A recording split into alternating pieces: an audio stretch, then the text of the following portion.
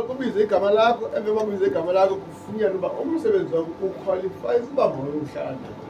Bakhona abazohlala sekuthuneni kaNkulunkulu, bakhona abazokweba iy'ngelosi, bakhona abazohlala namadoda angamawanga, bakhona abazohlala engcweleni kaNgcwele, bakhona abazongena nje ezulwini. Haleluya. Amen.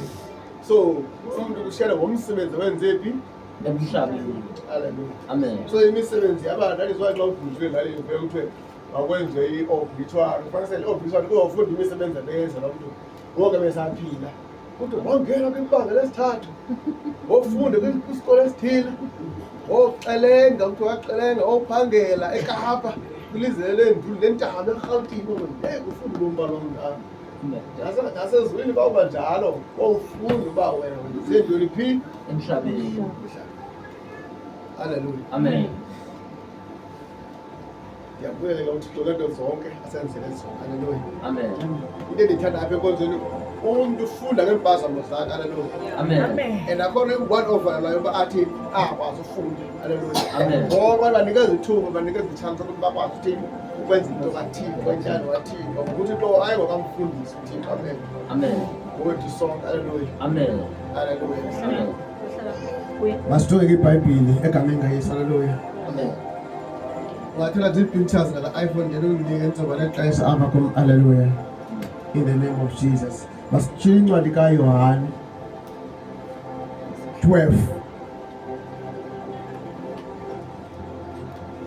Ingathi ndikubina nakabina iBhayibhile.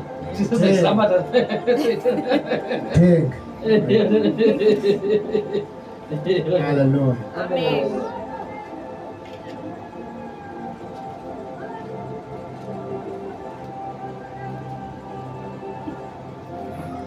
Andibheke ngibene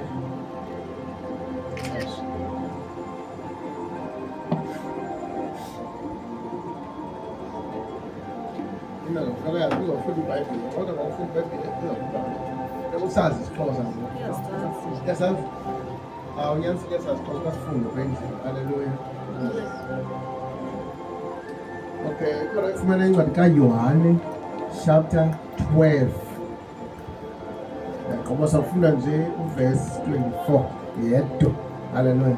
Amen. Abaziqhelisa la nto siyavile yoba ufunda iverse eyi-1. Yabona umuntu xa ufunda iBhayibhile uvela iqale kuverse 1, kanti indawo zasomela ngayo ikuverse 7. Qha kaloku uba wena ufuna ucacisela abantu uba kusukele uzokukhola verse 7. Amen. Kanti funeka iphuma apha kuwe xa sengokutheni ushumayela. Izawuthi yenza umdla kulaa ndawo yoba wena ufuna uverse 7 kodwa uqale 1. Haleluya. Verse 24 Bible chapter 12. Khona ifumene. Haleluya. Apha kumifundika ngolu hlobo.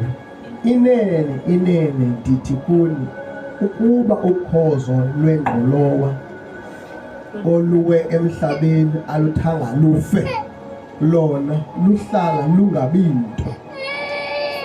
Ukuba luthe lwafa luthwala isiqhamo esininzi. Haleluya. Amen. Iyarekhoda le nto? Isystem saqala le.